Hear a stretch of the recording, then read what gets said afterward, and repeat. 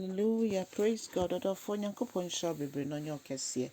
Ene nso yeda sonko Nyankopon de ache ye ya. Ohwe ye kwan se ye bema na ni onyama deedi wo mo. Adolfo ne mu na yetimi keka ye ho ne mu na ye wo nkwa ne mu na ye wa de nyinara. Enu nti enne me ma wakwa aba e de ba oti ase sendwumedi so. Na ye mpaibo nyina ne sowra Yesu. Wa wakro ye mu ma de pa ache ye no. Sani yeso se radikasa train na mwasem so kasa train nyame nkronkroma yenti ase e wasam mu na ene de mu yetimi de asem ya nante ahye woni onyam wo Yesu Kristo dim ya bompaye. Hallelujah. Odofo enne ye befa ya kenkan sam afi Esther etimi enu eho no mo ye kan efa ni nyene mo ye be hu se Esther yi no ya bayo a oye jankaba na daya nyina yɛka yɛsɛ na wɔfa Mordecai ba wohwɛ mu pa ɛyɛ ne nua ɛde kyerɛ sɛ Mordecai na ne bɛka ne sɛ ne wɔfa ba ɛne Esther nanso na wofofiri mu ne nti no Mordecai ɛna ɛtetee no enti yɛfa mu nnomum ɛde kɔ amanɔne Babylon ɔman no mu a ekuro a na ɔmote so no na meka ne say omo anda omo ho adi say omo ye Jewfo na Bible choyen say wo hwe omo ase a wo behu say omo fi Benjamin ebusua mu Benjamin ebusua so emu ne esi ahene e wo Jewman mu no ma beye nkoa e wo bi man so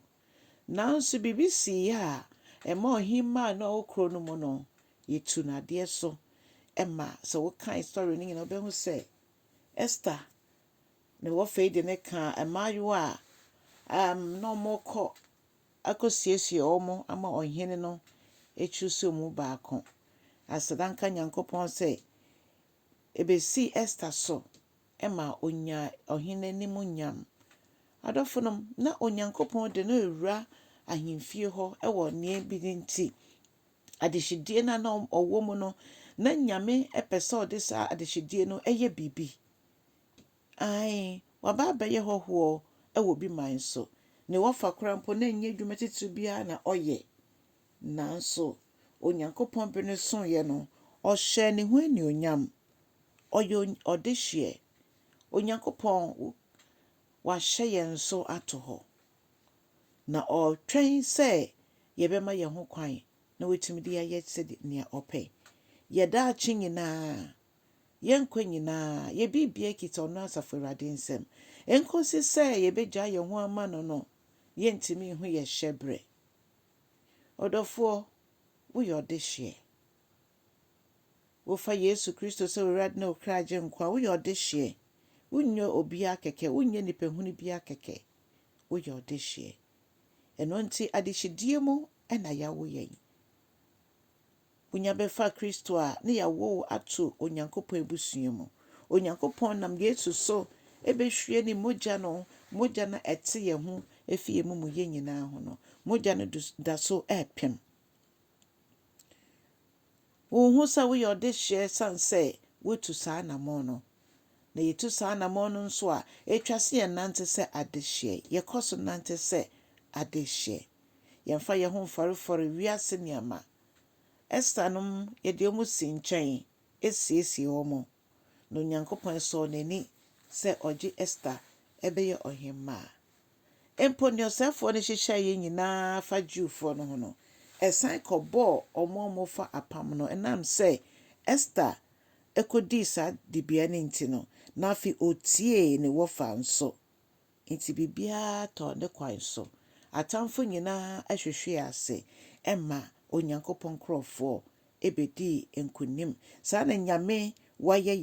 yɛn sɛ yɛn kunimdifo ɛno nti sɛ yɛtie nyame ne sɛ dia edu baabi no nesɛ Esther ɛne ne dom ɔmo de ɔmo yɛfunto hɔ na Jewman ne nyinaa so de ɔmo yɛfunto hɔ no asafo Awurade tie ɔmo ne yɛn so sɛ yɛsetie ma nyame asɛm yɛn so sɛ yɛsetie ɛma yɛn mpanimfo mu de yɛnim kan sɛ momma yɛmfa wɔnsi yɛni so yɛmfa akɔntwe nka ho yɛmfa mpaebɔ nka ho yɛmfa Bible adesua nka ho yɛde yɛn ho hyɛ mu bia yɛme ne onyam de dia ebi ka yɛn so